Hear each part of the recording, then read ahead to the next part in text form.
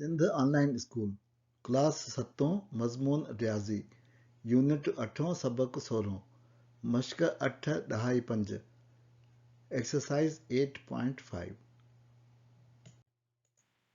ॾोटनि ऐं ॾोहिटनि खे Sindh online school में भलीकार। मां आहियां नाना आबिद। ॿारो अचो त हाणे अलजबरा जे ॿिए फार्मूला खे इस्तेमालु करे मश्क जा कुझु सवाल हल कयूं। क्वेश्चन 1-3 वेरीफाई करणो आहे त 2 + 6 whole square is equal to 4x square plus 24x plus 36। हिन खे असां कंपेयर कंदासीं ॿिए फार्मूला सां जेको चए थो त a + b whole square is equal to a square plus 2ab plus b square. जेकॾहिं असां कंपेयर कयूं त ॾिसंदासीं त a जी जाते असां वटि 2x आहे ऐं b जी जाते असां वटि 6 आहे। यानी जेकॾहिं असां हिन साइड ते राइट हैंड साइड ते फार्मूले जी a जी जाते असां 2x लिखूं हिते बि ऐं हिते बि, ऐं b जी जाते असां 6 लिखूं हिते बि ऐं हिते बि, त असां हिन स्क्वायर खे आराम सां करे सघूं था ऐं हिन खे असां एक्सपेंड करे सघूं था। सो अचो त असां इहो कयूं।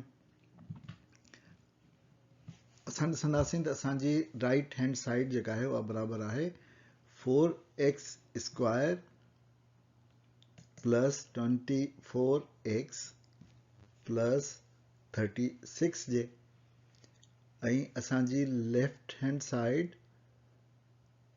बराबरि आहे 2x प्लस 6 होल स्क्वायर, यानी ब्रैकेट ॾेई पोइ होल स्क्वायर। जेकॾहिं हाणे इन खे असां एक्सपेंड कयूं हिन फार्मूले सां त a जी जाइ ते 2x थींदो ऐं उहो सॼो स्क्वायर में थींदो, उन खां पोइ थींदो प्लस 2 ऐं a जी जाइ ते थींदो असां वटि 2x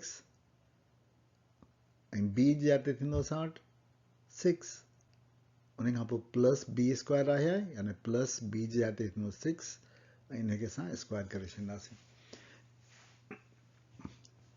हाणे अचो त असां हिन खे छॾाए ॾिसूं त इहो कीअं छॾाए सघिजे थो। 2x स्क्वायर जो मतिलबु आहे 2x मल्टीप्लाई बाय 2x, इहो असांखे ख़बर आहे। हिन ॿिए में असां अचो त कोफिशिएंट पहिरीं सभु गॾु लिखूं, 2 × 2 × 6, 3 कोफिशिएंट्स आहिनि, उन खां पोइ x ऐं प्लस असांजो आहे 6 स्क्वायर, उहो थींदो 6 × 6, यानी ही असांजो बराबरि थींदो 2 × 4 x स्क्वायर प्लस 2 × 4 6 चौंक 24 x ऐं प्लस 6 स्क्वायर थींदो 36, 6 × 6 = 36। इहो असां ॾिसंदासीं त उहो असांजो बराबरि आहे राइट हैंड साइड जे। सो अहिड़ी तरह असां चई सघूं था 10 left hand side is equal to RHS,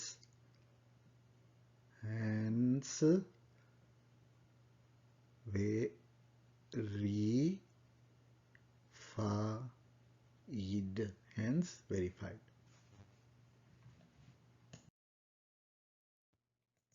Question 1-7 into bracket 5a plus 4 bracket over whole square is equal to 25a square plus 40a plus 16। इन खे असां वेरीफाई कंदासीं। हिन खे बि असां कंपेयर कंदासीं ॿिए फार्मूला सां। ॿिए फार्मूला में जेकॾहिं ॾिसूं त असां चई सघूं था त a जी जाइ ते थींदो 5a ऐं b जी जाइ ते थींदो 4। सो इहा सब्स्टिट्यूशन करे हिन फार्मूला में असां हिन स्क्वायर खे हल करे सघूं था। RHS is equal to 25a square plus 40a plus 16. Left hand side is equal to 5a plus 4 whole square.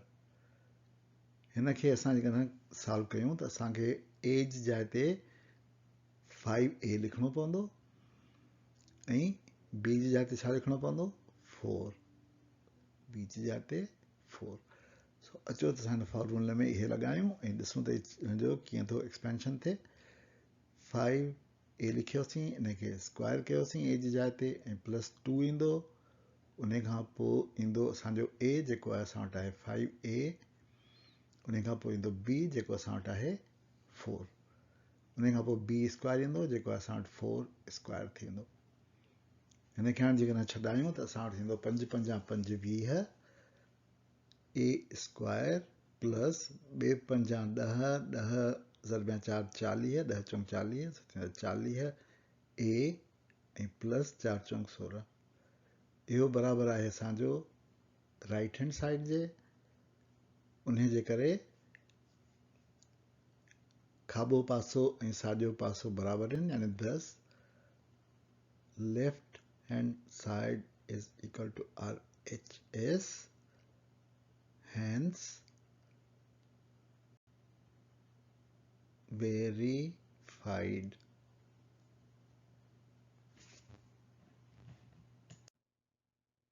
ॿियो सवाल जेको हल कंदासीं उहो आहे 110 6x plus 7 whole square is equal to 36x square plus 84x plus 49। इहो असांखे verify करिणो आहे, हिनजी तस्दीक करणी आहे या हिनजी चकास करे साबित करिणो आहे। इनखे बि असां साॻे ॿिए फार्मूले जी मदद सां कंदासीं, a plus b whole square वारे सां। इन में असां ॾिसंदासीं त a जी जाइ ते असां वटि आहे 6x ऐं b जी जाइ ते असां वटि आहे 7। सो जेकॾहिं असां इहे सब्सटीट्यूट कंदासीं हिन फार्मूला में त असां हिनखे एक्सपेंड करे सघूं था। सो अचो त असां कयूं। सभिनी खां पहिरीं असां लेफ्ट हैंड साइड ऐं राइट हैंड साइड लिखंदासीं।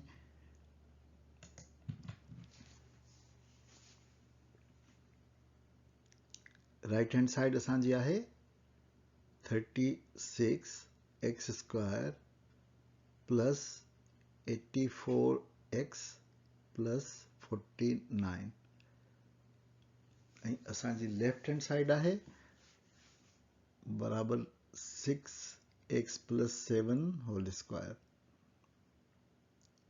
हिन में जेकॾहिं असां कंपेयर कयूं त असांखे ख़बर पइजी वई त असांखे फार्मूला में a जी जाइ ते लिखणो आहे 6x ऐं b जी जाइ ते छा लिखणो आहे?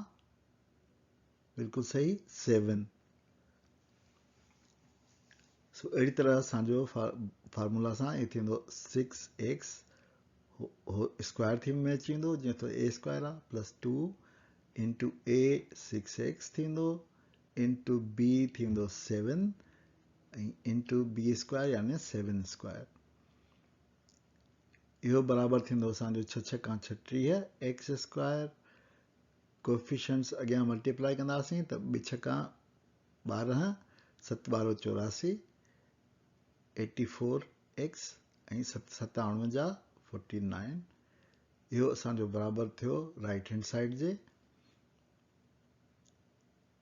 हाणे ॿ जुमिला जेके हमेशह लिखंदा आहियूं उहे लिखंदासीं। 10 LHS यानी खाॿो पासो बराबरि आहे RHS जे खाॿे पासे जे साॼे पासे जे।